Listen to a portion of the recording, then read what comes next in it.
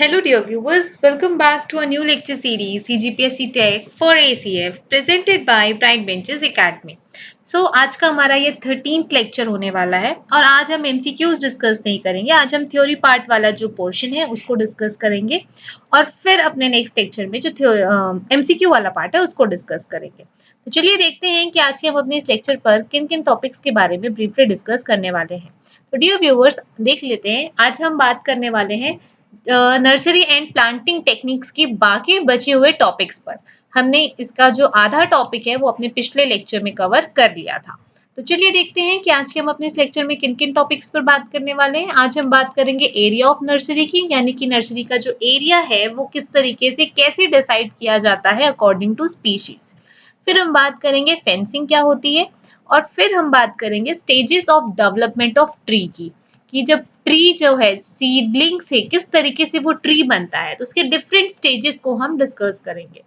फिर हम बात करेंगे आर्टिफिशियल रीजनरेशन की, फिर प्लांटिंग मेथड्स की, स्पेसिंग्स क्या होते हैं, टेंडिंग क्या होता है, सॉइल ट्रीटमेंट की, और फिर एंड पे हम बात करेंगे care and management of nursery plants की। तो चलिए लेक्चर स्टार्ट करने से पहले हम देख लेते हैं कि ये आपके कौन सी टॉपिक से बिलोंग करता है आपके सिलेबस से। तो डियर व्यूअर्स, अभी तक हमने सिल्वीकल्चर जनरल वाले टॉपिक को, अभी तक का जो लेक्चर था हम उसको डिस्कस कर रहे थे और आज का ये हमारा जनरल टॉपिक से प्रोबेबली लास्ट लेक्चर है। इसके बाद कल से हम सिल्वीकल्चर सिस्टम पर बात करेंगे।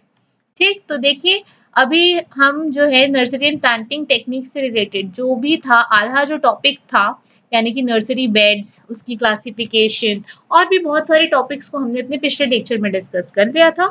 आज के हम अपने इस लेक्चर में poly bags and maintenance, water budgeting, grading and hardening of seedling, special approaches, establishment and tending को जो है वो ब्रीफली डिस्कस करने वाले हैं। तो चलिए बिना किसी देरी के स्टार्ट करते हैं अपने इस लेक्चर को। तो सबसे पहले हम बात करने वाले हैं एरिया ऑफ नर्सरी की। अगर मैं एरिया ऑफ नर्सरी की बात करती हूँ तो एरिया ऑफ नर्सरी जो है वो किस पे डिपेंड करता है? वो डिपेंड करता है कि हम जिस स्पीशीज को लगा रहे हैं वो स्पीशीज कैसा है, उसकी रिक्वायरमेंट क्या है, हम उसके लिए किस सिल्विक्स को अपना रहे हैं, और जिस सिल्विक्स को हम अपना रहे हैं और हमने जो एरिया जो चाहिए उसको लगाने के लिए, तो क्या वो उसको फुलफिल कर पाएगा, उस रिक्वायर्ड एरिया, उस पर्टिकुलर एरिया में क्या उसका प्रॉपर ग्रोथ हो पाएगा। इस सारे पॉइंट्स को ध्यान में रखते हुए हम किसी भी नर्सरी का जो एरिया है उसको डिसाइड करते हैं। अब अगर हम एरिया की बात करें तो एरिया में हम क्या क्या ध्यान रखेंगे कि कौन सी स्पीशीज हम लगाने वाले हैं और उस सीडलिंग की एज क्या है, और अगर हम उसको ट्रांसप्लांट कर रहे हैं और at the time of planting out जब उसे बाहर निकाला जाएगा तब किस तरीके की वो स्थिति होगी, नंबर ऑफ ट्रांसप्लांटिंग रिक्वायर्ड, कितने नंबर में हमें ट्रांसप्लांटिंग करनी है, फिर area of plantation and spacing in plantation. Spacing क्या होता है इसका तो हमने अलग से एक टॉपिक रखा हुआ है, उसमें हम वहां पर बहुत ही ब्रीफली देखेंगे। एंड तक लेक्चर के बने रहे। मैं आपसे वादा करती हूँ कि अगर आप मेरे लेक्चर को ऑनेस्टली पूरा फॉलो कर रहे हैं, नोट्स बना रहे हैं, तो आपको एग्जाम में किसी भी तरीके का डाउट नहीं आएगा। एग्जामिनर कहीं से भी क्वेश्चन फॉर्म कर ले, अगर आपका कंसेप्ट क्लियर है तो आप एग्जाम में कोई भी क्वेश्चन छोड़कर नहीं आएंगे फॉरेस्ट्री वाले पार्ट से। और लगभग मोटा मोटा देखा जाए तो फॉरेस्ट्री से आपको nearly about 22 number of questions जो है वो पूछ सकता है। 22 is a quite huge number. अच्छा, और एक बात कि हमारे YouTube चैनल में हमने सारे सब्जेक्ट्स के लिए अलग अलग प्लेलिस्ट बना दी है, तो आप अब आसानी से सारे लेक्चर्स जो हैं वो उनको ढूंढ सकते हैं और उनको रेगुलर बेसिस पे वॉच करके पढ़ सकते हैं। चलिए, फिर क्या हुआ कि अगर हम एरिया की बात करते हैं तो एरिया को हम डिसाइड कैसे करते हैं? On the basis of consideration की किस तरीके से वहां पर पाथ के लिए जगह बच रही है, रोड के लिए जगह तो है, इरिगेशन चैनल आप जो भी इस्तेमाल कर रहे हैं, चाहे आप नदी का पानी यूज कर रहे हैं या बोर का पानी यूज कर रहे हैं या पंप का पानी यूज कर रहे हैं, तो सबके लिए प्रॉपर जगह बचने के बाद आपके पास कितनी जगह बच रही है कि जिसमें नर्सरी में जो अपने प्लांट्स लगाए हुए हैं उनकी प्रॉपर ग्रोथ हो रही है। इस हिसाब से आप नर्सरी का जो एरिया है उसको डिसाइड करते हैं। अगर हम उसके मोटा मोटा आइडिया की बात करें तो यहाँ पर जो बाकी स्टेट्स में नर्सरी का एरिया डिसाइड किया जाता है ऑन द बेसिस, हमने एग्जाम्पल लिखे हुए हैं। जैसे फॉर एग्जाम्पल बंगाल की अगर बात करें तो बंगाल में जो प्लांटिंग की जाती है वो 1.8 मीटर इंटू 1.8 मीटर के अकॉर्डिंग, इस डाटा के अकॉर्डिंग वहां पर जो है प्लांटिंग की जाती है। इसका मतलब क्या हुआ कि 1 साल तक जो है नर्सरी स्टॉक जो है वो इस एरिया में ग्रो करेगा।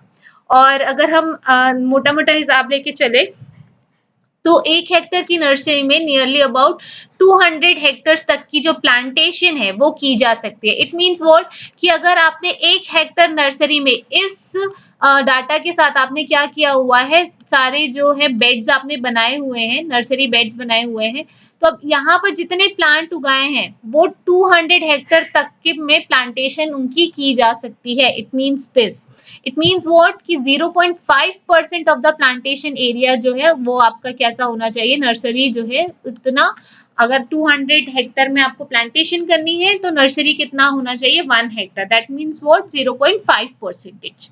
ओके, सिमिलरली यहाँ पर साउथ इंडिया का भी एग्जाम्पल दिया हुआ है कि नर्सरी बेड्स जो है वो 12.2 मीटर इंटू 1.2 मीटर तक के जो होते हैं, ऐसा बेड तैयार किया जाता है इस लेंथ और ब्रेड्थ के साथ। और फिर जो है उनमें 9 to 13.6 kg ऑफ सीड जो है वो सफिशिएंट स्टम्प्स जो है वो प्रोड्यूस करते हैं।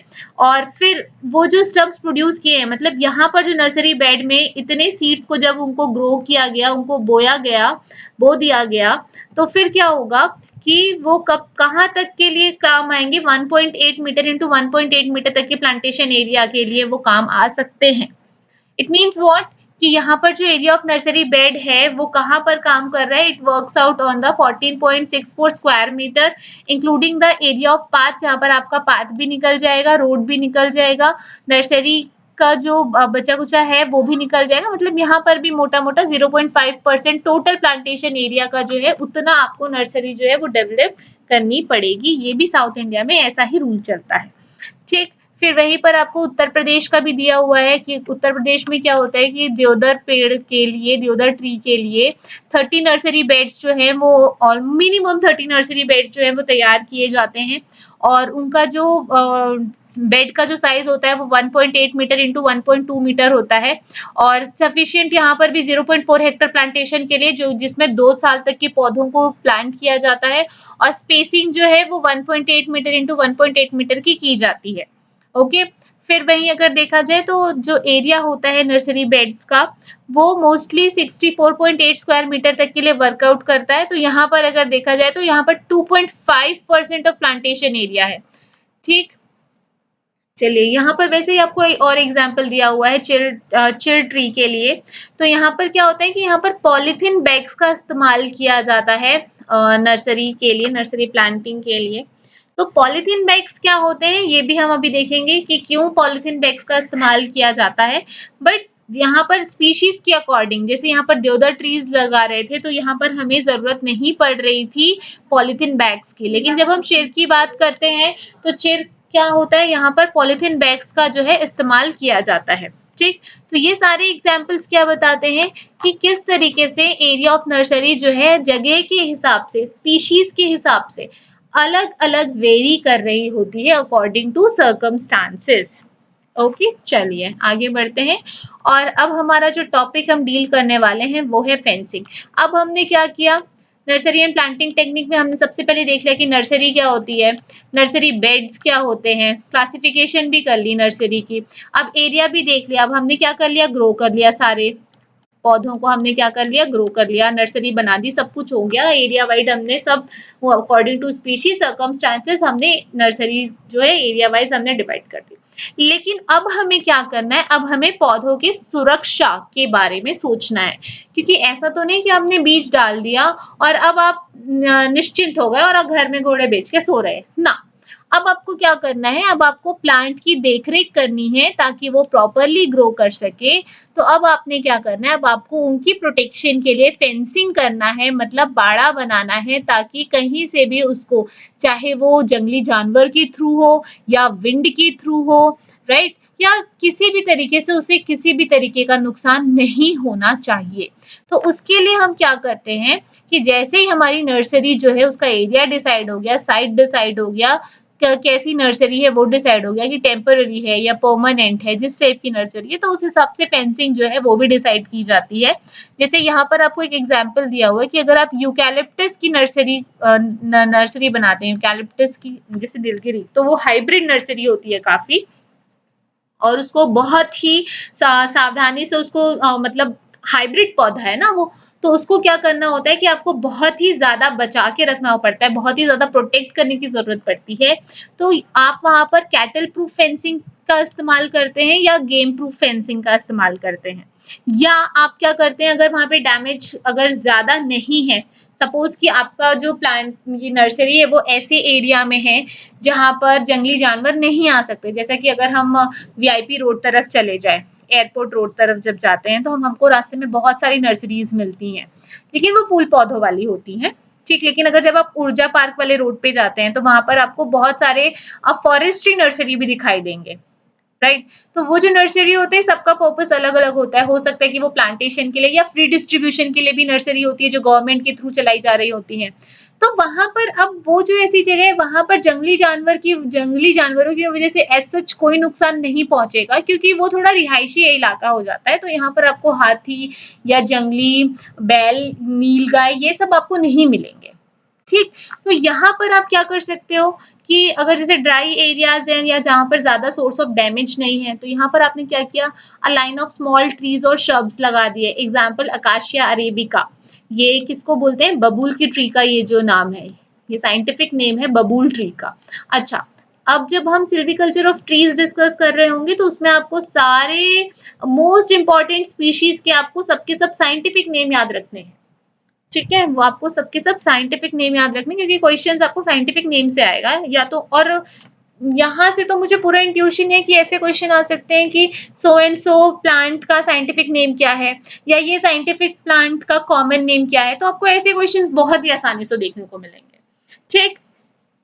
फिर यहाँ पे देखिए Pithecellobium dulls, Duranta, etc. about 3 to 41 meter high may also be raised along the fence to protect plant against desiccating effect of hot winds and to reduce wind erosion. तो इन दोनों प्लांट को जो है इनको भी एज अ फेंस जो है वो यूज किया जाता है। 3 to 41 मीटर हाइट अगर इनको बढ़ा के चारों तरफ लगा दिया जाए एज अ बाउंड्री, तो ये भी काम करते हैं, हॉट विंड से बचाते हैं और विंड इरोजन से, विंड की वजह से जो सॉइल इरोजन होता है उसको भी ये क्या करते हैं, रोकते हैं। चलिए नेक्स्ट देखते हैं। जैसे देखिए, अच्छा यहाँ पर आपको ये दिया हुआ है, एग्जाम्पल है किस तरीके से गेम प्रूफ फेंस जो है वो होते हैं। ये इस तरीके से यहाँ पर देखिए कि यहाँ पर इनकी हाइट काफी ज्यादा ऊंची है, ठीक। ये इनकी हाइट क्या है, काफी ज्यादा ऊंची है। तो यहाँ पर जो है गेम प्रूफ फेंस का मतलब क्या हुआ कि लोग यहाँ पर एंटर करके इस यहाँ से कुछ जो ऐसी स्पीशीज हैं जिनका जो टिम्बर है काफी ज्यादा महंगा होता है, ठीक, जो कि बहुत ही कॉस्टली होते हैं, तो उनकी चोरी ना हो सके, तो इस तरीके से गेम प्रूफ फेंस, ठीक। गेम मतलब षड्यंत्र, तो उनसे बचाने के लिए ये फेंस लगाया हुआ है। अगर यहाँ पर आसपास गांव वाले होते हैं तो गांव वाले यहाँ से कूद कर अगर चोरी वोरी कर लिए तो इस तरीके से, ठीक। फिर यहाँ पर देखिए ये क्या है, कैटल प्रूफ। कैटल प्रूफ का मतलब क्या हुआ कि जैसे फॉर एग्जाम्पल गाय आ गया, भैंस आ गया, बकरी आ गई, और वो क्या कर रहे हैं, सफा चट कर जा रहे हैं। हाथी आ गया, अगर क्या बोलते हैं वाइल्ड लाइफ के आसपास अगर आपने कोई नर्सरी डेवलप की हुई है तो इस तरीके से। तो यहाँ पर क्या होगा कि अगर गाय बैल जो भी आए तो वो यहाँ पर जो है इसको लांघ नहीं पाएंगे। ये उतनी हाइट का, ज्यादा ऊंचा भी नहीं होता है, क्योंकि ये सिर्फ जानवरों से प्रोटेक्शन के लिए है, तो उतना ज्यादा ऊंचा भी नहीं होता है, लेकिन ठीक है कि जिससे जो है जानवर जो है इसको क्रॉस ना कर पाए, तो इस तरीके से, ठीक। अब हमारा नेक्स्ट टॉपिक है stages of development of tree. Tree का जो स्टेजेस होता है कि वो किस तरीके से सीडलिंग से ट्री तक का सफर तय करता है, तो उसको देख लेते हैं। देखिए सबसे पहला क्या होता है, सीडलिंग। सीडलिंग क्या होता है कि जब सीड से वो जर्मिनेट होता है, किस हाइट तक, 3 फीट या 1 मीटर तक की हाइट तक का जब वो पौधा होता है तो उसे हम किस नाम से जानते हैं, सीडलिंग के नाम से जानते हैं। फिर आता है सैपलिंग। तो 3 फीट या 1 मीटर हाइट से ज्यादा उसके जो ब्रांचेस रहते हैं उससे थोड़े कम रहते हैं, तो इसको हम क्या कहते हैं, सैपलिंग कहते हैं। इसको हम यंग ट्री भी कहते हैं नॉर्मल लैंग्वेज में, ठीक। फिर है हमारा पोल। तो जब फ्लावर जो है वो अपने ब्रांचेस से एक टाइम पीरियड पे क्या करते हैं, झड़ने लग जाते हैं और उनकी जो रेट ऑफ इंक्रीज और हाइट जो है वो क्या होने लग जाती है, ज्यादा होने लग जाती है। और क्राउन का जो एक्सपेंशन है वो भी क्या होने लग जाता है, एक लिमिट तक आके रुक जाता है। तो उस स्थिति में हम उसको क्या बोलते हैं, पोल कहते हैं। फिर ट्री क्या होता है कि after passing the pole stage, इस स्टेज को पार करने के बाद जब रेट ऑफ ग्रोथ जो है वो एकदम स्लो डाउन होने लग जाती है, मतलब अब वो मेच्योर हो चुका है। और एक्सपेंशन ऑफ क्राउन, अगर उसका क्राउन जो है वो भी अब एक्सपेंड नहीं हो पा रहा है, वो अब जितना उसको बढ़ना था वो बढ़ चुका है, अब उसमें फर्दर कोई चेंजेस नहीं देखने को मिल रहे हैं, तो उसको हम क्या कहेंगे, ट्री कहेंगे। देखिए यहाँ पर आपको दिखाई पड़ रहा है, ये सीडलिंग है। सबसे पहला स्टेज जो है वो सीडलिंग है। ये देखिए, ये जब वो जर्मिनेट हुआ और up to the height of 3 feet वो क्या रहेगा, सीडलिंग रहेगा। फिर वो थोड़ा बड़ा हुआ, थोड़ा थोड़ा सा ग्रो हुआ, ठीक, मतलब 3 फीट से ज्यादा जब बड़ा हुआ वो, और उसके जो लोअर ब्रांचेस हैं वो क्या होने लग गए, गिरने लग गए। मतलब अब वो क्या हो गए, अब वो बड़ा हो रहा है तो नीचे के जो ब्रांचेस हैं वो तो क्या हो जाएंगे, वो थोड़े ओल्ड हो जाएंगे, तो वो गिरने लगेंगे, क्योंकि नए ब्रांचेस जो है वो पूरी ग्रोथ जो है वो ले रहे हैं। तो अब वो किस कंडीशन पर आ गए, सैपलिंग कंडीशन पर आ गए। अब फिर जब पोल की बात करें तो ये जो कंडीशन है ये क्या है, पोल, यानी कि सैपलिंग से थोड़े जब वो बड़े हो जा रहे हैं, अब जो उनमें फूल लगे थे वो क्या हो गए, झड़ने लग गए, और इनकी जो rate of increase of height है वो बढ़ने लग गई, और ये जो है अपने आप को क्राउन जो है वो ज्यादा से ज्यादा फैलाना चाहते हैं इस तरीके से। सॉ लॉग यानी कि ट्री, ये आपका क्या है, ट्री वाला कंडीशन है। अब नेक्स्ट देखते हैं, नेक्स्ट है हमारा आर्टिफिशियल रीजनरेशन। आर्टिफिशियल रीजनरेशन की अगर हम बात करें तो इसका मतलब क्या हो रहा है कि यहाँ पर जो फॉरेस्ट्री टेक्निक्स अपनाई जा रही है, यानी कि जो सिल्वीकल्चर प्रैक्टिसेस यहाँ पर अपनाए जा रहे हैं, सिल्विक्स अपनाए जा रहे हैं, क्यों, किसी एक फॉरेस्ट को अपने अकॉर्डिंग प्रोडक्शन के लिए, उनका रीजनरेशन, उनकी वापस से फॉर्मेशन के लिए जो भी आर्टिफिशियल पैतरे अपनाए जा रहे हैं उसे हम क्या कहते हैं, आर्टिफिशियल रीजनरेशन। अगर हम आर्टिफिशियल रीजनरेशन की बात करें तो यहाँ पर आपको 2 मेथड्स मिल सकते हैं। एक तो होगा आपका रिफॉरेस्टेशन और दूसरा होगा आपका एफॉरेस्टेशन। ये दोनों ही आपके क्या तरीके हैं, किसी भी फॉरेस्ट के रीजनरेशन करने के तरीके हो गए। रिफॉरेस्टेशन का मतलब क्या हुआ कि ऐसा एरिया जहां पर पहले से ही फॉरेस्ट जो था वो डेवलप था, अब आपको क्या करना है, अब आपने उसकी हार्वेस्टिंग कर दी, लेकिन अब आप उसका क्या करना चाहते हो, उसको वापस से हरा भरा फलदार, फलदार का कहने का मतलब कि आप अपने उसको यूज के लिए, उसके टिम्बर के यूज के लिए, इस तरीके का, फलदार मतलब संतरा मैंगो मत समझना, ठीक है। तो किस तरीके से आप उनका इस्तेमाल करेंगे जब वो वापस से रीग्रोथ करेंगे, तो ये आपका क्या हो गया, रिफॉरेस्टेशन वाला पार्ट हो गया। एफॉरेस्टेशन का मतलब कोई ऐसा एरिया आपने सिलेक्ट किया जहां पर कभी कोई फॉरेस्ट था ही नहीं, लेकिन अब आप वहां पर क्या करना चाहते हैं, फॉरेस्ट जो है वो डेवलप करना चाहते हैं, तो ऐसे एरिया को हम, या इस पूरे प्रोसीजर को हम क्या कहते हैं, एफॉरेस्टेशन कहते हैं। तो चलिए देख लेते हैं। तो renewal of a forest crop by artificial और manmade means is called artificial regeneration, हमने ऑलरेडी डिस्कस कर लिया है। और it is a group of methods which involve sowing and planting. Sowing का मतलब बोना, प्लांटिंग का मतलब कि जब वो प्लांट, जैसे नर्सरी से हमने क्या करते हैं, प्लांटिंग करते हैं, जब वो प्लांट बन गया तो प्लांट को डायरेक्टली ग्रो कर देना सॉइल में, ठीक। तो planting usually refers to the transplanting of sapling raised in nursery under protected condition. Planting यही बताता है कि ट्रांसप्लांट आप किस तरीके से सैपलिंग की ट्रांसप्लांट करते हैं जो कि नर्सरी में ग्रोथ हुए हैं अंडर प्रोटेक्टेड कंडीशन। तो यही सब बातें हैं। और आर्टिफिशियल रीजनरेशन जो है वो 2 टाइप से कैरी ऑन होंगे, एक तो रिफॉरेस्टेशन होगा और दूसरा एफॉरेस्टेशन होगा। तो ये भी हमने आपको बता दिया कि सपोज क्या हो सकता है, पर्पस ऑफ रिफॉरेस्टेशन क्या हो सकता है, सप्लीमेंटिंग नेचुरल रीजनरेशन, ठीक। फिर रिप्लेसिंग नेचुरल रीजनरेशन, आपको नेचुरल रीजनरेशन को क्या करना है, रिप्लेस करना है, आपको अपना मनचाहा स्पीशी लगाना है वहां पर, जिससे आपको क्या हो सके, आउटकम ज्यादा से ज्यादा मिल सके। इंट्रोडक्शन ऑफ अदर स्पीशीज, अब आपको अदर स्पीशीज वहां पे क्या करना है, इंट्रोड्यूस करना है। तो इस तरीके से आप रिफॉरेस्टेशन करते हैं। रिफॉरेस्टेशन का मतलब आप उस जगह पर रीजनरेशन कर रहे हैं जहां पर पहले से ही डेवलप्ड फॉरेस्ट था। चलिए नेक्स्ट है हमारा steps involve in artificial regeneration. मतलब जब आप आर्टिफिशियल रीजनरेशन कर रहे होते हैं तो कौन कौन से स्टेप्स जो हैं वो फॉलो कर रहे होते हैं। तो अगर हम सबसे पहला आर्टिफिशियल रीजनरेशन की बात करें, तो अगर आप ऐसा सोचिए कि आपने कोई जगह डिसाइड करी कि सपोज यहाँ पर कोई फॉरेस्ट था या फॉरेस्ट नहीं है, बट आपको वहां पर क्या करना है, आर्टिफिशियल तरीके से फॉरेस्ट डेवलप करना है।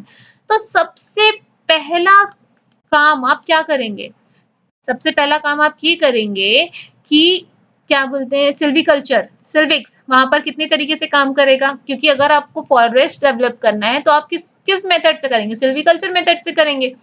तो वहां का एरिया सही है कि नहीं है, नहीं। सबसे पहले आप क्या करेंगे, पहले तो आप ये सोचेंगे कि स्पीशीज हमें कौन सी लगानी है, हमें कौन सी स्पीशीज जो है वहां पर ग्रो करना है, और फिर उस स्पीशीज के अकॉर्डिंग आप ये देखेंगे कि जगह सुटेबल है कि नहीं है। तो सबसे पहला स्टेप जो है वो है हमारा choice of species. Choice of species का मतलब क्या हुआ कि सबसे पहले आप सुटेबल स्पीशी जो है उसको सिलेक्ट करेंगे आर्टिफिशियल रीजनरेशन के लिए, क्योंकि आपको उसमें अगर आप स्पीशी चूज कर रहे हैं तो बहुत ही ज्यादा हाई एक्सपेंडिचर लगेगा इसमें आपको, क्योंकि आप आर्टिफिशियल तरीके से क्या कर रहे हैं, रीजनरेशन कर रहे हैं। फिर क्या है कि अगर जब आप आर्टिफिशियल रीजन, जब आप चॉइस ऑफ स्पीशीज की हम बात करते हैं, तो हैबिटेट कंडीशंस जो है, आपने जिस स्पीशीज को चुना है तो क्या वो उस कंडीशन पे सरवाइव कर पाएगा, आप ये देखेंगे। फिर सिल्वीकल्चर रिक्वायरमेंट्स होंगी आपकी। फिर अब आपने जो स्पीशीज चुना है क्या वो आपके ऑब्जेक्टिव्स को फुलफिल करता है, क्या वो इंसेक्ट और पेस्ट से अपने आप को बचा सकता है। तो ये सारे फैक्टर्स जो हैं जो चॉइस ऑफ स्पीशीज पे डिपेंड कर रहे होंगे। फिर जो सेकेंड स्टेप आता है वो है साइट सिलेक्शन। अब आपने स्पीशीज के बारे में तो सोच लिया, अब आपको क्या सिलेक्ट करना है, साइट सिलेक्ट करना है। तो साइट सिलेक्शन ऑफ साइट जो है वो भी एक बहुत ही पर्टिकुलर प्लांटेशन की वहां पर भी जरूरत है, सुटेबल साइट का सिलेक्शन होना ये भी बहुत ही ज्यादा इंपॉर्टेंट है। तो जब आप साइट सिलेक्ट कर रहे होंगे तो उसके लिए हमें बहुत सारे फैक्टर्स के बारे में जानना, ध्यान में रखना होता है। तो कौन से फैक्टर्स, साइट फैक्टर्स को हमने ऑलरेडी डिस्कस किया हुआ है। फिर आता है choice of method of sowing, कि आप वहां पर किस तरीके से जो है फॉरेस्ट्री करेंगे, सोइंग किस तरीके से आप वहां पर प्लांटेशन करेंगे।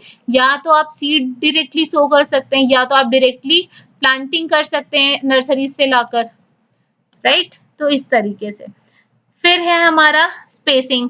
तो स्पेसिंग का भी आपको ध्यान रखना होता है। स्पेसिंग क्या होगा अभी हम देखेंगे कि किस तरीके से एक प्लांट और दूसरे प्लांट के बीच जो है आपको गैप रखना है, ताकि क्या कर सके वो अच्छे से प्रॉपरली क्या है ग्रोथ कर सके, इस तरीके से, ठीक। फिर है हमारा arrangement of staff and labour. Definitely अगर आप कहीं भी फॉरेस्ट डेवलप करने के बारे में सोच रहे हैं तो आपके पास स्टाफ की अरेंजमेंट भी होनी चाहिए, जिसको प्रॉपरली नॉलेज हो फॉरेस्ट्री का। यही तो काम होता है फॉरेस्ट रेंजर और एसीएफ्स का, कि जब आप कहीं पर फॉरेस्ट डेवलप कर रहे हैं तो आपको पूरा पूरा नॉलेज होना चाहिए फॉरेस्ट के बारे में, एक एक ट्री के बारे में, हर स्पीशीज के बारे में, कहाँ से कितना ज्यादा आउटकम होगा, ज्यादा प्रोडक्टिविटी आपको कहाँ से मिलेगी। जब आपको इन सब का नॉलेज होगा तभी तो आप अच्छे से फॉरेस्ट्री या सिल्वीकल्चर प्रैक्टिसेस कर पाएंगे, ठीक। तो इस तरीके से अब देखते हैं प्लांटिंग मेथड्स की, कि आप किस किस तरीके से प्लांट जो है उसको ग्रो कर सकते हैं।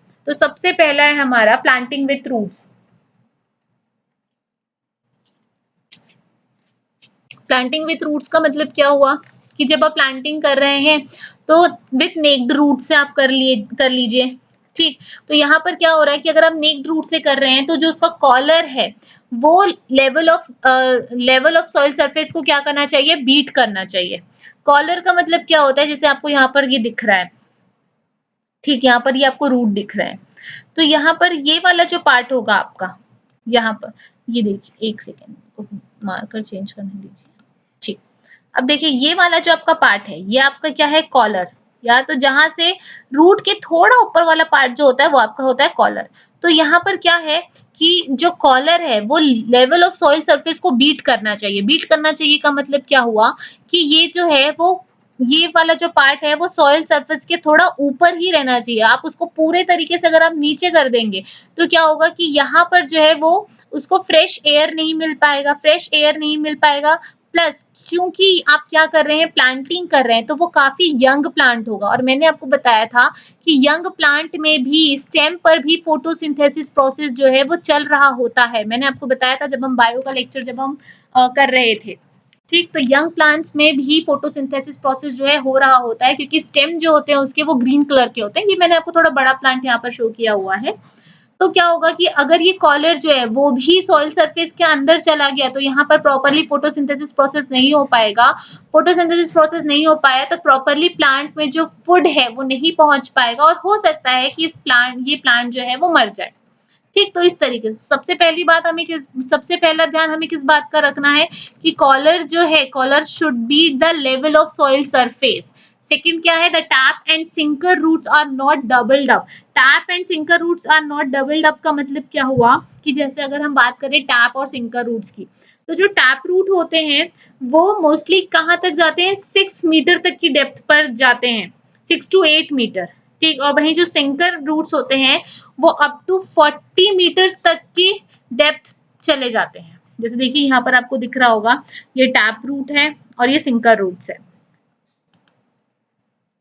ये देखिए, ये यहाँ पर सिंकर रूट्स है और ये टैप रूट है। टैप रूट जो होता है ये सबसे मिडिल वाला पार्ट, ये एंकर की तरह काम करता है और ये हेल्प करता है कि प्लांट जो है वो सीधा खड़ा रहे। ठीक, और ये सिंकर रूट जो कि सॉइल सरफेस पे ही पाए जाते हैं।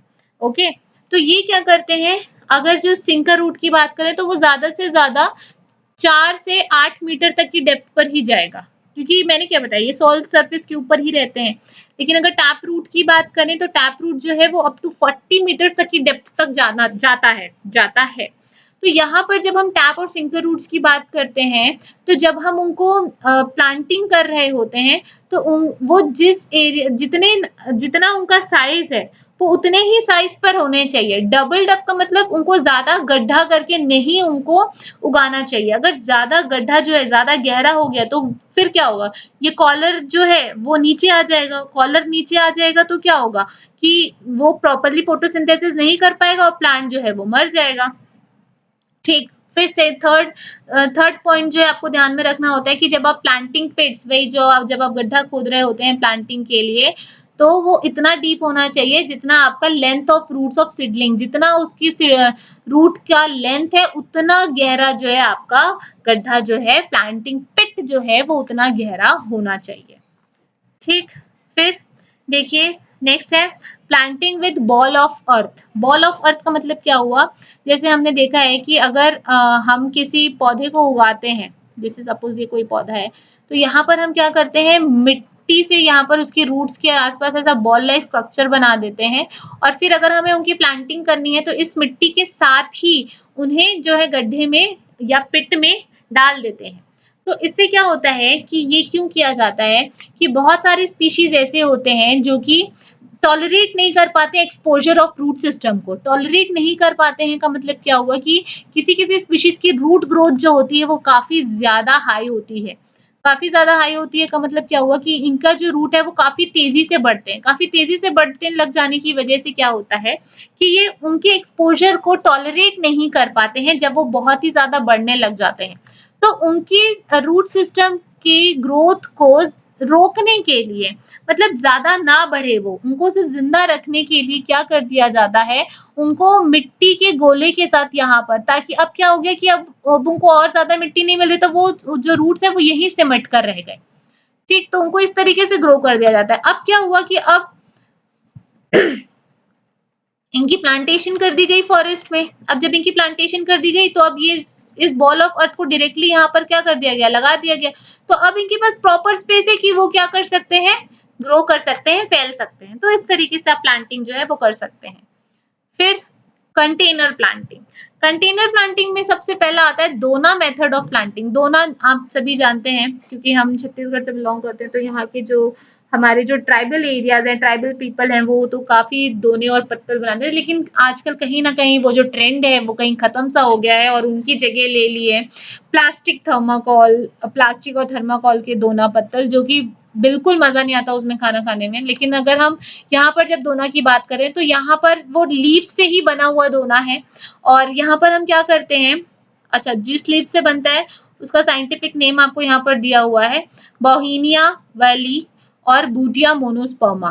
ठीक, तो हो सकता है इससे भी आपको क्वेश्चन पूछ लिया जाए कि दोना जो है वो किस लीफ से बनता है और साइंटिफिक नेम जो है वो दे दिया जाए तो इससे बनता है। ठीक, तो अब क्या हुआ कि दोना को जो है हम ग्राउंड में प्लेस करते हैं, ग्राउंड में जमीन पर रखते हैं और फिर उसमें मिट्टी डालकर हम उसमें कुछ सीड्स जो हैं वो उगा देते हैं और फिर सीडलिंग्स जो हैं वो उनको प्रॉपर्ली रूट किया जाता है और इस तरीके से सीडलिंग्स जो है वो प्लांट किया जाता है। किस मेथड से? डोना मेथड ऑफ प्लांटिंग से। फिर है मॉस ट्रांसप्लांट्स। मॉस बेसिकली क्या होते हैं? एक तरीके के एल्गे होते हैं, जैसे फॉर एग्जांपल यूकैलिप्टस है और अदर स्पीशीज हैं, तो उनमें क्या कर दिया जाता है, मिट्टी और मॉस का मिक्सचर बनाकर, जैसे सपोज कोई ऐसा एरिया है जहां पर प्रॉपरली सनलाइट नहीं पहुंच पाता है, शेडी रीजन्स में, तो अब क्या हो रहा है कि वहां पर प्रॉपरली सनलाइट नहीं पहुंच पा रहा है, तो वहां पर क्या होता है कि उनको जो है वो प्रॉपरली ग्रो नहीं कर पाते, प्रॉपर उनको न्यूट्रिशन नहीं मिलता है।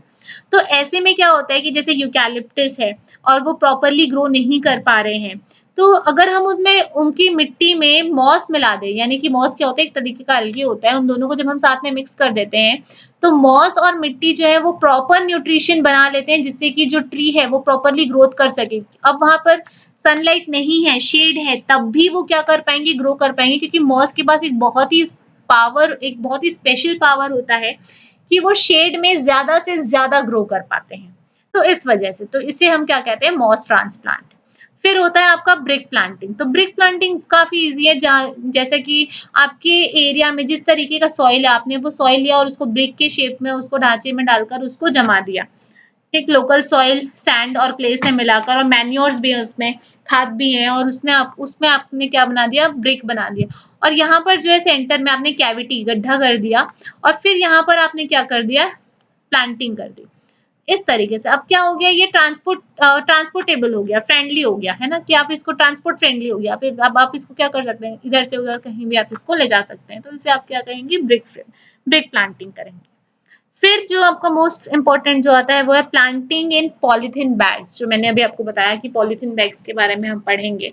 तो यहाँ पर क्या होता है कि ये उस जगहों के लिए है, बहुत ही ज्यादा एडवांटेज, ये मेथड उन जगहों के लिए है जहां पर properly nutrition, moisture, sunlight, rainfall properly नहीं हो पाता है, तो ये उन जगहों के लिए बहुत ही अच्छा मेथड है। तो क्या यहाँ पर क्या किया जाता है कि प्लांट्स जो हैं वो मिनिमम डिस्टरबेंस के साथ डेवलप हो जाते हैं, उनको मतलब उन्हें कोई डिस्टरबेंस नहीं होती है, अगर उनको सनलाइट नहीं मिल रहा है तब भी वो अच्छे से ग्रो करेंगे, मॉइस्चर नहीं मिल रहा है तब भी वो अच्छे से ग्रो करेंगे, सनलाइट नहीं मिल रहा है तब भी वो अच्छे से ग्रो करेंगे। यहाँ पर क्या होता है कि जो बैग्स हैं, जो बेड्स हैं, उनमें क्या किया जाता है, पॉलीथिन बिछा दिया जाता है, और इस तरीके से, ठीक।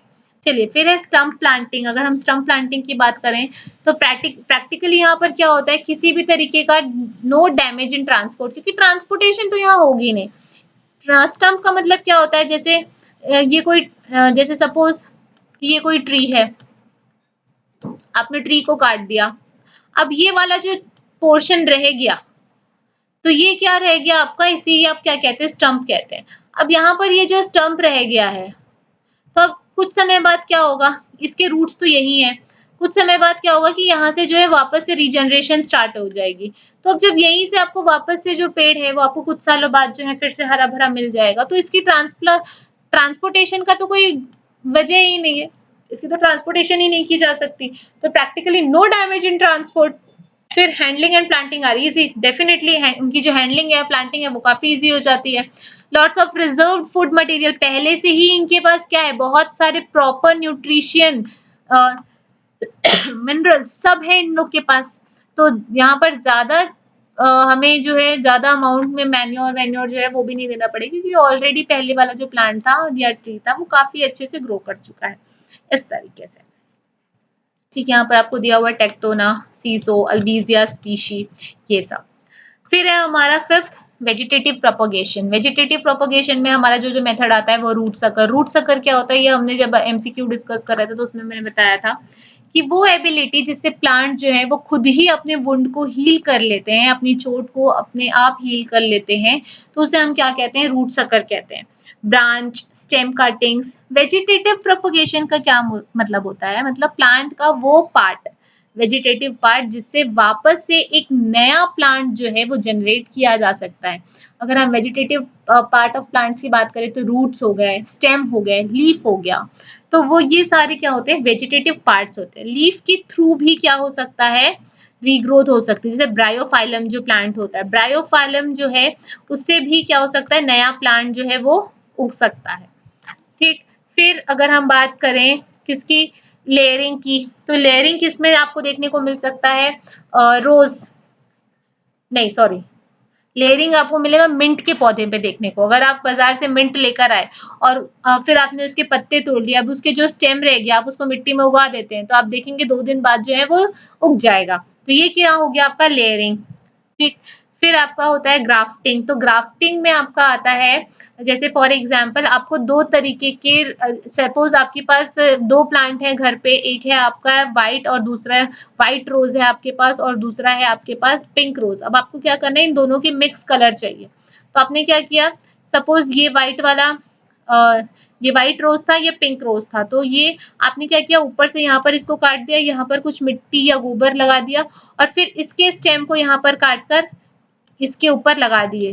फिर कुछ समय बाद क्या होगा, ये दोनों जो है वो आपस में जुड़ जाएंगे और फिर यहाँ पर जो फ्लावर आएगा वो फ्लावर जो है दोनों का मिक्स कलर निकलेगा। तो that is your what, that is your grafting. फिर है आपका बर्डिंग। बर्डिंग का मोस्ट कॉमन एग्जांपल है हाइड्रा। हाइड्रा जो कि वाटर प्लांट होता है, तो उसमें क्या होता है, वो कुछ इस तरीके से होता है, ऐसे ऐसे ऐसे ऐसे ऐसे ऐसे जो है हाइड्रा होता है।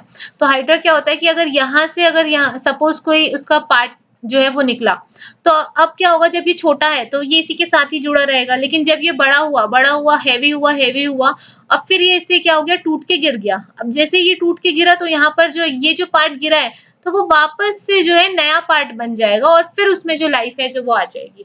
तो वो क्या हुआ, बर्डिंग हुआ। तो इस तरीके से आप वेजिटेटिव प्रोपगेशन के थ्रू जो है उसमें भी आप प्लांटिंग जो है वो कर सकते हैं। फिर अब हम बात करते हैं स्पेसिंग की। तो स्पेसिंग बेसिकली क्या होता है कि ये बहुत ही वन ऑफ द एडवांटेज है कि जब आप आर्टिफिशियल रीजनरेशन कर रहे होते हैं, नेचुरल रीजनरेशन के अलावा, नेचुरल रीजनरेशन जहां पर हो रही है लेकिन आप उसके ऊपर क्या करते हैं, आर्टिफिशियल रीजनरेशन करते हैं, तो number of trees per unit area को कंट्रोल करने के लिए, उनकी यूनिफॉर्म डिस्ट्रीब्यूशन करने के लिए उस एरिया में हमें हमें क्या करना पड़ता है, स्पेसिंग करना होता है। तो वो हम खुद से कर सकते हैं, क्योंकि अब क्या हो गया, जैसे सपोज कोई ये कोई एरिया है जहां पर फॉरेस्ट था, अब फॉरेस्ट था यहाँ पर हमें पता है, अब क्या हो गया कि जितने भी नेचुरल ट्रीज थे वहां पे नेचुरली जो ग्रो हुए थे, हमने सबको काट दिया। अब हम क्या करना चाहते हैं, वहां पर आर्टिफिशियल रीजनरेशन करना चाहते हैं। तो अब आप आर्टिफिशियल रीजनरेशन करोगे तो अब आप यहाँ पर पाथ भी छोड़ोगे, इरिगेशन चैनल के लिए रास्ता भी छोड़ोगे, सब अपने घूमने फिरने के लिए, ताकि आप एक एक प्लांट को क्या कर सको, ऑब्जर्व कर सको। तो आप प्रॉपर स्पेसिंग के साथ किसी भी ट्री की प्लांटिंग जो है वो कर सकते हो, राइट। और आप ये भी देखोगे कि जब वो ट्री बड़ा होगा तो उसको ग्रो करने के लिए कितने जगह की जरूरत है, इस तरीके से। तो ये आपका क्या होता है, स्पेसिंग कहलाता है। अब स्पेसिंग जो है वो कैसे, किस पे डिपेंड करता है, साइट पे। अब आपने किस पर्पस के लिए उस पेड़ को लगाया है, किस तरीके से आप उसको मैनेज कर रहे हैं, आपकी स्पीशीज क्या है, तो इस तरीके से जो स्पेसिंग है वो डिपेंड कर रही होती है। फिर है हमारा सीजन ऑफ प्लांटिंग, कि हम किस सीजन पे जो है प्लांटिंग कर सकते हैं। तो प्लांटिंग सीजन जो है वो स्पीशीज के साथ साथ जो है वो वेरी कर रही होती है, लेकिन मोस्ट बेसिकली अगर देखा जाए तो जब मॉनसून दस्तक देता है तो उस टाइम पर प्लांटिंग की जाती है। अगर हम टीक की बात करें, सीसो स्टम्प्स की बात करें, तो उसी टाइम पे जनरली जो है प्लांटिंग की जाती है। Eucalyptus, casuarina and other podculture plants are planted after the monsoon sets और इन और एडवांस टू सम एक्सटेंट। अगर हम अदर जैसे यूकैलिप्टस हो गया या अदर पॉटकल्चर प्लांट्स हो गए तो उनको मानसून के बाद भी लगाया जा सकता है। ईस्ट कोस्ट की अगर हम बात करें, जहां पर नॉर्थ ईस्ट मानसून पर डिपेंड करता है प्लांटिंग टेक्निक जो है, तो वहां पर जो है प्लांटिंग जो है वो सितंबर अक्टूबर में की जाती है। वहीं साउथ वेस्ट मानसून जो है वो वहां पर जून जुलाई में जो है प्लांटिंग जो है वो की जाती है। तो ये काफी इंपॉर्टेंट है, इसको ध्यान में रखिए क्योंकि इससे भी जो क्वेश्चन है वो बनकर आ सकते हैं। चलिए अब हम बात करते हैं टेंडिंग की। तो अगर हम टेंडिंग की बात करें तो ये काफी ब्रॉड टर्म होता है और उसको दिया जाता है कि आप किस तरीके के ऑपरेशंस कैरी आउट कर रहे हैं कि फॉरेस्ट जो है, फॉरेस्ट क्रॉप जो है वो अच्छे से ग्रो कर सके। आप जिस मैनेजमेंट तरीकों को अपना रहे हैं, आप वहां पर किस तरीके के ऑपरेशंस कर रहे हैं, कौन सी सिल्विकल्चर टेक्निक अपना रहे हैं, कौन सी सिल्विक्स को अपना रहे हैं कि आपका जो फॉरेस्ट क्रॉप है वो अच्छे से ग्रो कर पाए।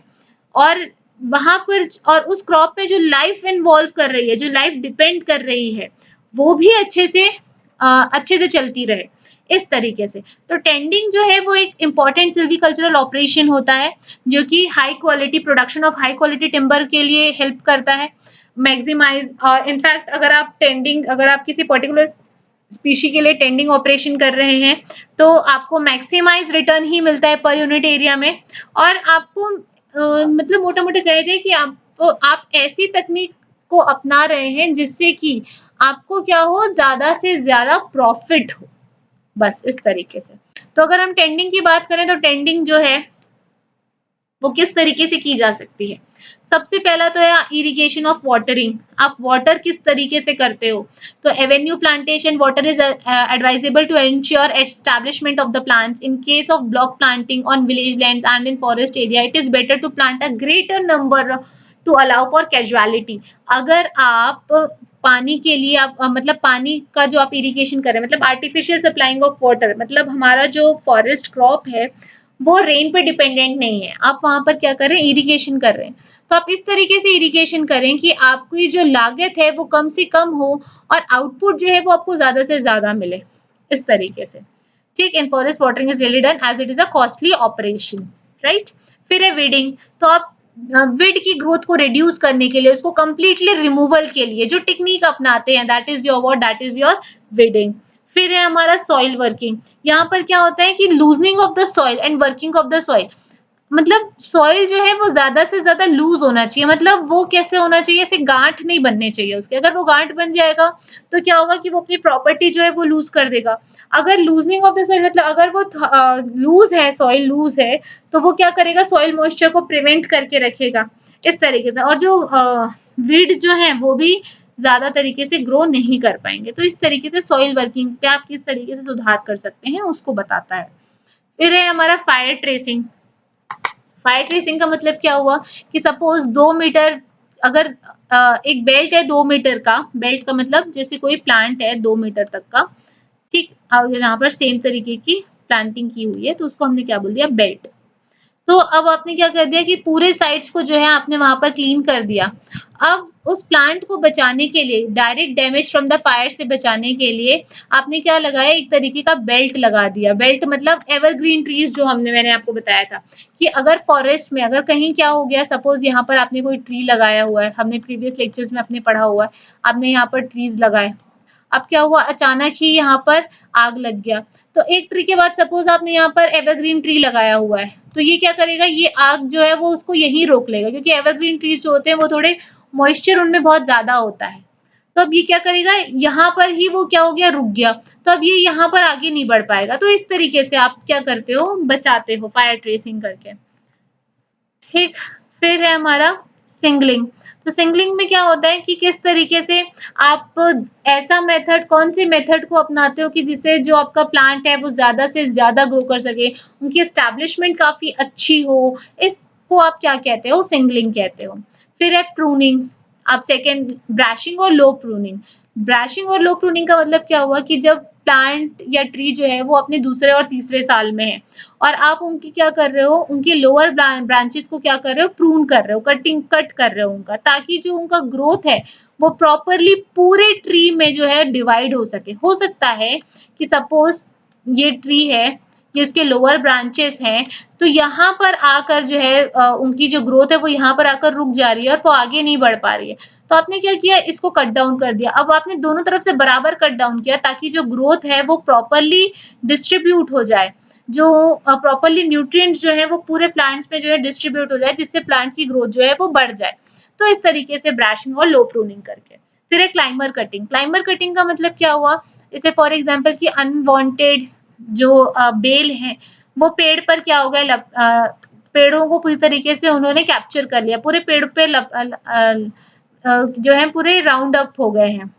ठीक, जैसे फॉर एग्जांपल अमर बेल जो होता है, तो अब अमर बेल कैस्केटा अगर वो क्या कर रहा है कि पूरे पेड़ पे उसने अपने आप को लपेट लिया है, तो अब क्या करेगा कि प्लांट का जितना न्यूट्रिशन है, उसका फूड है, तो ये कौन लेने लग गया, ये क्लाइंबर लेने लग गया। तो किस तरीके से आप उनको नष्ट करते हो, ताकि वो क्या ना कर सके, प्लांट को हार्म ना कर सके और उनकी ग्रोथ में रोड़े ना अटका सके। तो इस तरीके से आप उनकी क्या कर देते हो, कटिंग कर देते हो। फिर है हमारा सॉइल ट्रीटमेंट। सॉइल ट्रीटमेंट का मतलब क्या हुआ कि अगर सॉइल में बहुत सारे पेस्ट प्रेजेंट है, इंसेक्ट्स प्रेजेंट है और वो क्या कर रहे हैं कि सॉइल के जो जितने भी सॉइल का जितना भी प्रॉपर्टीज है, जिससे प्लांट जो है काफी अच्छे से ग्रो करते हैं और उनकी प्रॉपर्टीज को वो धीरे धीरे लो करते जा रहे हैं, सॉइल डिग्रेडेशन हो रहा है। तो उन सबको रोकने के लिए हम क्या करते हैं, सॉइल ट्रीटमेंट करते हैं। अब सॉइल ट्रीटमेंट जो है वो किन किन तरीके से की जाती है ताकि इन्फेक्शन को रोका जा सके। पहला होता है हमारा सॉइल सोलराइजेशन, फिर formalin solution treatment, fungicide spread करके, इंसेक्टिसाइड, फंगीसाइड मतलब फंगस को मारने वाला, साइड जो वर्ड है वो इंग्लिश में रूट वर्ड होता है, इसका मतलब होता है टू किल। साइड जो वर्ड है वो इंग्लिश में एक रूट वर्ड होता है जिसका मतलब होता है टू किल। जैसे सुसाइड, तो स्यू का मतलब होता है अपने आप, साइड मतलब टू किल, अपने आप को मारना इज योर वर्ड सुसाइड। तो उसी तरीके से इंसेक्टिसाइड, इंसेक्ट को मारना, ठीक। तो ये यूज ऑफ बायो एजेंट्स, तो इन सारे तरीके से आप सॉइल की जो है वो ट्रीटमेंट करते हैं। तो सबसे पहला मेथड है हमारा सॉइल सोलराइजेशन। तो ये जो है एनवायरमेंट फ्रेंडली मेथड होता है जिसमें सॉइल बॉर्न जो प्लांट पैथोजेंस है जो कि सॉइल में सर्वाइव करते हैं, इंक्लूडिंग बैक्टीरिया, फंजाई, नेमाटोड्स, ठीक, इंसेक्ट, पेट्स एंड वीड्स, तो उनको खत्म करने का जो तरीका हम यूज करते हैं वो है सॉइल सोलराइजेशन। यहाँ पर सोलराइजेशन है मतलब सोलर एनर्जी का हम इस्तेमाल करते हैं। सोलर एनर्जी जो होता है वो क्या करता है, सॉइल का टेम्परेचर इंक्रीज कर देता है जिससे कि जो कि सॉइल बॉर्न पैथोजेंस है जो कि सॉइल में सर्वाइव करते हैं, तो वो उनको कंट्रोल कर देता है, उनकी ग्रोथ को, उन्हें बढ़ने नहीं देता है। और इस मेथड को अपनाने का जो सबसे अप्रोप्रिएट टाइम होता है वो मई जून वाला सीजन, मई जून का टाइम होता है क्योंकि उस टाइम पे धूप काफी तेज होती है, गर्मी बहुत ज्यादा होती है, टेम्परेचर जो है 47 डिग्री सेल्सियस या उससे भी ऊपर पहुंच जाता है। तो इस टाइप का जो ट्रीटमेंट है वो फिजिकल, केमिकल और बायोलॉजिकल चेंजेस जो है सॉइल में कॉज करता है। ठीक, अब इसका प्रोसीजर देख लेते हैं।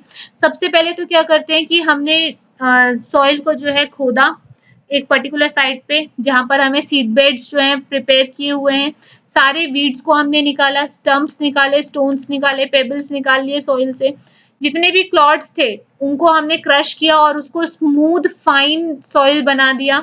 फिर हमने प्लॉट को क्या किया, सीड बेड में प्रिपेयर कर दिया, सीड बेड, नर्सरी बेड बना दिया, सीड अगर हमें वहां पे सीड बोना है तो सीड बेड बना दिया। फिर हमने क्या किया, इरिगेट किया साइट को थरोली, इरिगेट किया मतलब वाटरिंग करी साइट की थ्रू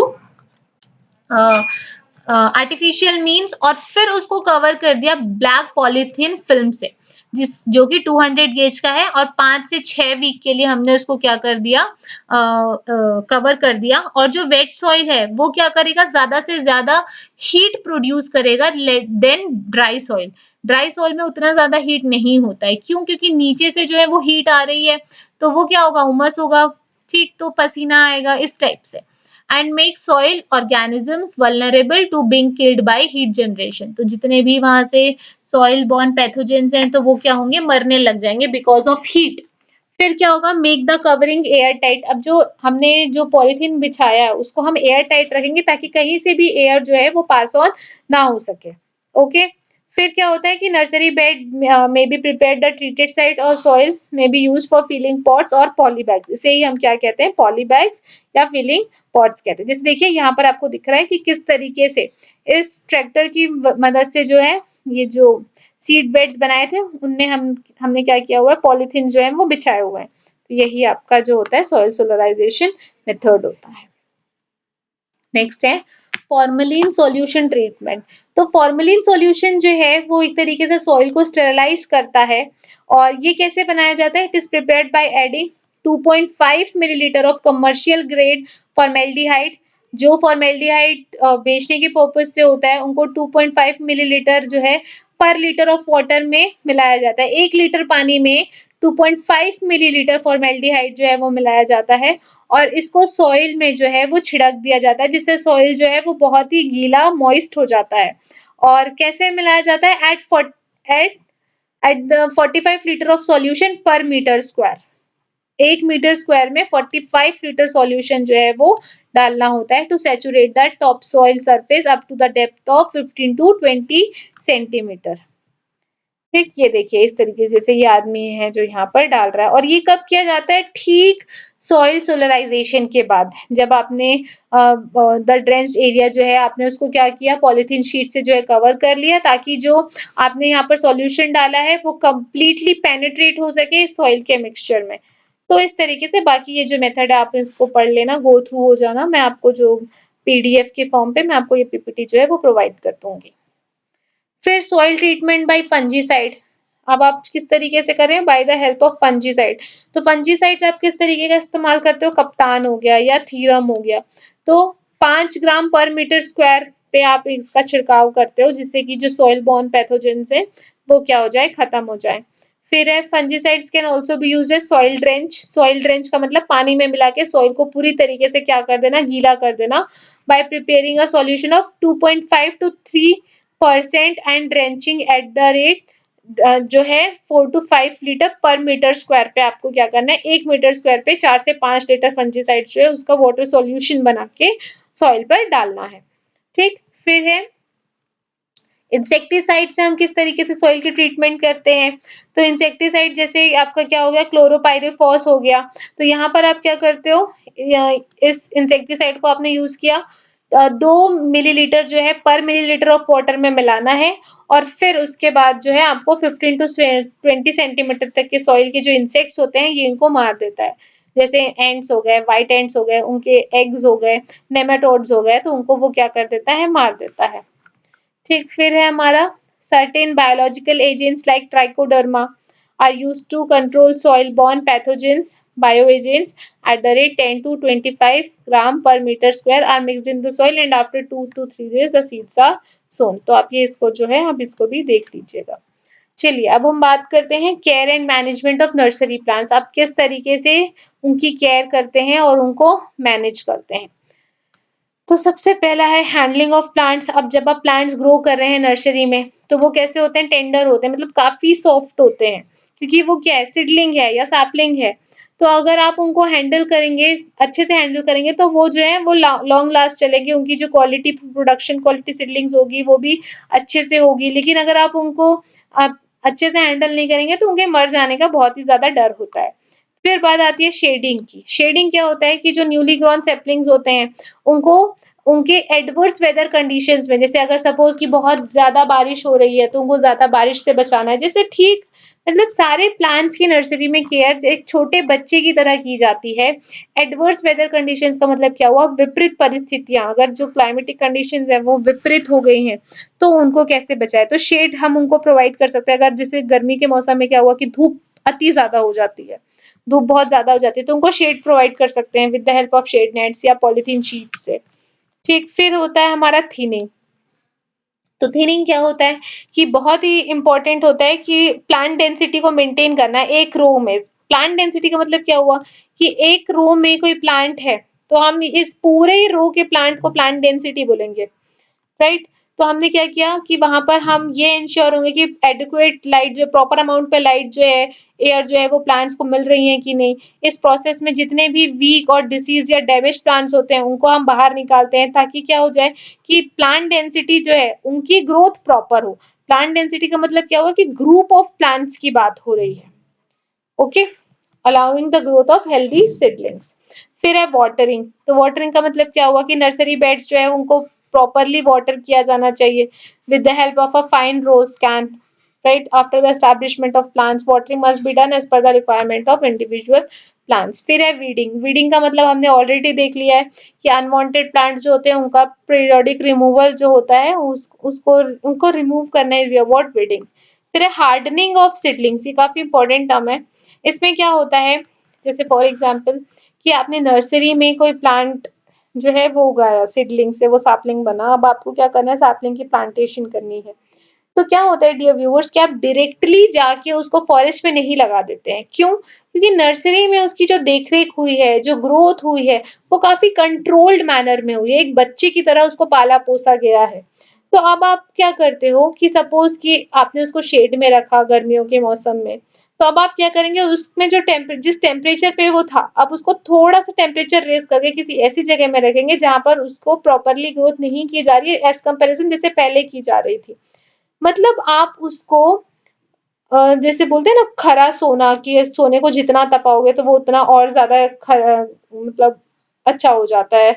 तो ठीक उसी तरह आप इसको पहले तैयार करते हो कि ये फॉरेस्ट में बिना किसी देख रेख के प्रॉपरली ग्रो कर पाए, क्योंकि फॉरेस्ट में क्या है, फॉरेस्ट ऐसा तो नहीं नर्सरी के जैसे छोटा सा होगा, वो काफी बड़े एरिया में होगा, वाइड एरिया में होगा, और एक एक ट्री का ध्यान रखना इट इज क्वाइट इम्पॉसिबल। तो वो किस तरीके से फॉरेस्ट में बड़ी एरिया में बिना किसी देख-रेख के अपने आप सर्वाइवल कर जाएगा, तो उसके पहले नर्सरी से डायरेक्ट फॉरेस्ट में ट्रांसप्लांटेशन से पहले उनकी हार्डनिंग की जाती है, जिससे कि वो लोअर से हायर टेम्परेचर की तरफ लेकर जाते हैं, बट ओवर हार्डनिंग भी नहीं की जानी चाहिए। अगर ओवर हार्डनिंग कर देंगे तो जो सीडलिंग है वो तो मर जाएगा। ठीक, फिर है स्टेकिंग। स्टेकिंग क्या होता है, एक तरीके का प्रैक्टिस है प्लांट्स की ग्रोइंग। अगर प्लांट जो है, हम लोग देखते हैं कि कुछ कुछ प्लांट जो है वैसे तिरछे मिर्चे जो है वो ग्रो करने लगते हैं, तो प्लांट की ग्रोथ को सपोर्ट करना है कि वो सीधे एक ही डायरेक्शन में स्ट्रेटली ग्रो करे बिना बेंडिंग और लॉजिंग के, तो उस प्रैक्टिस को हम क्या कहते हैं, स्टेकिंग कहते हैं। नेक्स्ट है हमारा डी शूटिंग। डी शूटिंग का मतलब क्या हुआ कि जितने भी साइड शूट्स हैं उनको आप क्या कर दो, काट दो। साइड शूट्स जैसे देखो सपोज ये एक प्लांट है, अब यहाँ पर ये कोई साइड शूट है, तो ये साइड शूट जो है वो अगर मान लो कि वो दूसरे पार्ट्स के प्लांट के दूसरे पार्ट्स को अफेक्ट कर रहा है और प्रॉपरली उसका कोई और कुछ काम नहीं है, तो आप उनकी क्या कर जाते हो, प्रूनिंग करते रहते हो। अभी हमने देखा, तो that is your what, that is your D shooting. फिर है पिंचिंग। पिंचिंग क्या होता है कि it refers to the removal of growing tips of vegetative buds to promote bushy growth for more lateral formation and precocious flowering, as in case of chrysanthemum. Chrysanthemum जो है ये सेवंती का इंग्लिश नेम है, सेवंती जो फूल वाला जो पौधा होता है उसके लिए। पिंचिंग का मतलब क्या हुआ कि जैसे आपने देखा होगा कि सेवंती के जो पौधे होते हैं वो काफी सॉफ्ट होते हैं और आप उसको ऐसे पिंच करके ही तोड़ सकते हो। पिंच मतलब क्या होता है, चुटकी काटना। तो आपने जैसे आपने अपनी इंडेक्स फिंगर और थंब फिंगर से आपने उसको पकड़ा किसी स्टेम को और उसे तोड़ दिया। तो ये जो है ये बहुत ही कॉमन प्रैक्टिस है। क्यों किया जाता है कि आपको क्या करना है, उसकी ग्रोथ को बढ़ाना है। लेटरल मतलब सीधे तरीके से जो है वो उसकी ग्रोथ हो, अच्छे से हो, तो आप उसमें आपको किसी तरीके का औजार का या इक्विपमेंट के यूज करने की जरूरत नहीं है। वो इतने सॉफ्ट होते हैं कि वो आपके हाथ से ही क्या हो जाए, पिंच आपने किया और वो टूट गए। तो इस तरीके से कि प्लांट की प्रॉपर ग्रोथ के लिए आप उनको क्या कर रहे हो, पिंचिंग कर रहे हो। तो ये आपके फॉरेस्ट्री में उतना काम नहीं आता है। ये जब जो जनरली जो गार्डन वाले प्लांट्स होते हैं, जैसे मैरीगोल्ड हो गया, गेंदे का फूल हो गया, या सेवंती हो गई जिसको हम क्रिसैंथेमम कहते हैं, तो उसमें ये जो है वो किया जाता है। लेकिन चूंकि जब हम वो जब हम एमसीक्यूज पढ़ रहे थे तो उसमें ये टर्म्स जो है काफी बार देखा गया था, तो मैंने सोचा कि मैं यहाँ पर डील कर लूँ। फिर प्रूनिंग। प्रूनिंग का जो मतलब है वो आपको पता ही हुआ है कि plant removal of twigs, branches, shoots. Twigs क्या होता है ये भी मैंने आपको ऑलरेडी बताया हुआ है, तो उनका जो रिमूवल होता है उसे हम क्या कहते हैं, प्रूनिंग कहते हैं। तो फाइनली आज का जो हमारा फर्स्ट टॉपिक था सिल्वीकल्चर जनरल का वो यहाँ पर समाप्त होता है। इति समाप्तम। अब हम अपने नेक्स्ट लेक्चर में एमसीक्यूज तो डिस्कस करेंगे ही, और फिर हम स्टार्ट करेंगे सिल्वीकल्चर सिस्टम की। और मैं कोशिश करूंगी कि लेक्चर जो है वो जल्दी से जल्दी खत्म हो जाए। ज्यादा डेप्थ में अगर लेक्चर हो रहा है तो मैं कोशिश करूंगी कि जो लेक्चर है वो ज्यादा डेप्थ में ना जाए, और हम एमसीक्यूज के साथ साथ जो है हमारी जो प्रिपरेशन है वो जल्दी से जल्दी जो है वो खत्म हो जाए। Okay dear viewers, please please please support कीजिए, चैनल को सब्सक्राइब करना ना भूलें, वीडियोस को ज्यादा से ज्यादा शेयर कीजिए और कमेंट्स भी जरूर कीजिए। Thanks for watching.